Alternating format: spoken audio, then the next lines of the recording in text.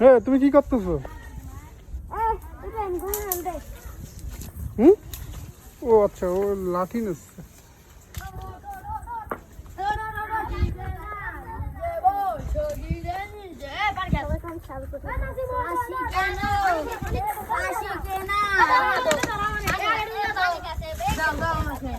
এতগুলো যাবা সব একটাই?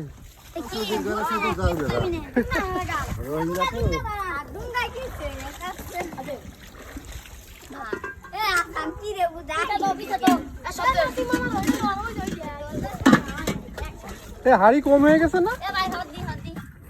আরো লাগবে হাড়ি? না, হাড়ি কম হয়ে গেছে, তোমার আরো লাগবে। ও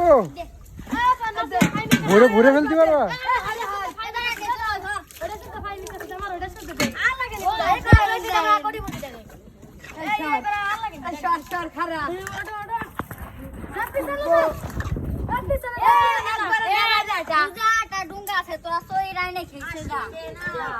এগেন নিবা না, এগেন নিবা না, এদের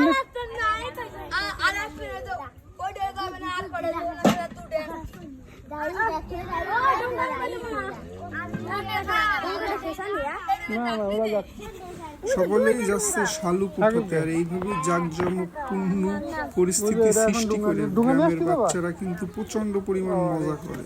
আর দেখুন কি সুন্দরভাবে একটি ডুঙ্গায় অনেকগুলো মানুষ একসাথে হয়ে তারা শালুক তুলতে যাচ্ছে।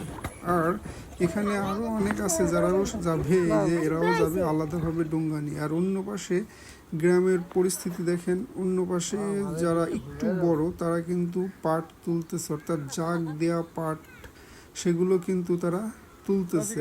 আর এই পাট একদিকে তুলতেছে জাগ দেওয়া, অন্যদিকে সেগুলো কিন্তু পাটকাঠি থেকে তার সোনালি আঁশ আলাদা করার জন্য অন্য পাশে ব্যস্ত রয়েছে মানুষ, সেটা আমি দেখাচ্ছি না।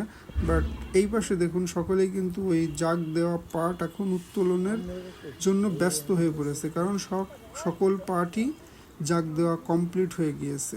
সো গ্রামের পরিবেশটা কিন্তু অসম্ভব সুন্দর আর কর্মময়, ব্যস্ত সকলেই এরকমই তাদের প্রত্যেক দিন সকাল আপাতত যাচ্ছে, কারণ যেহেতু এখন পাটের সিজন, মানে পাট সংরক্ষণ, উত্তোলন যাই করেন সব কিন্তু এখন এই পাটকে কেন্দ্র করে। আর বাচ্চারা কিন্তু এখন শালুক নিয়েও ব্যস্ত, কারণ যেহেতু শাপলা আর শালুক বিলের মধ্যে আছে। সো সকলেই কিন্তু মানে গ্রামীণ যেই পরিস্থিতি আর পরিবেশটা সকলেই কিন্তু এভাবেই উপভোগ করতেছে। সো আমারও খুব ভালো লাগতেছে, কারণ যেহেতু এই ধরনের দৃশ্য বেশি একটা দেখা যায় না। সো আমি কিন্তু সচক্ষে উপভোগ করলাম আর আপনাদের জন্যও কিন্তু ভিডিও ক্যাপচার করে রাখলাম। সো কেমন হলো? ধন্যবাদ সবাইকে।